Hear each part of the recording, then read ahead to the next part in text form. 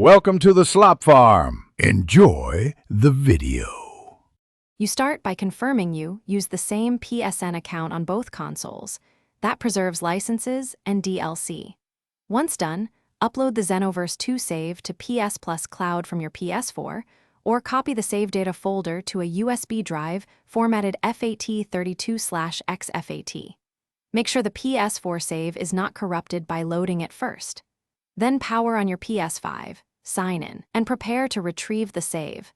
This step moves the actual character and progress so you can continue seamlessly. Once on the PS5, download the cloud save or import the save data from USB to the PS5 save data location. This places your character file where the game expects it. Next, install Xenoverse 2 updates or the PS5 compatibility patch so the save format matches. Mismatched versions can block loading. Also make sure DLC packs are activated under your current PSN account because characters and items rely on licensed DLC. Finally, launch the game and let it scan for converted save data.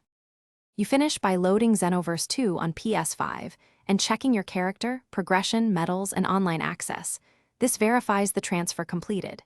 If any DLC items are missing, go to your library and re-download licenses tied to your PSN account. If the save fails to load, reupload the PS4 save or copy again from USB, then reapply updates. Quick troubleshooting tip. If the game shows region or version errors, ensure both consoles use the same region game build or reinstall the correct regional version. Thanks for watching.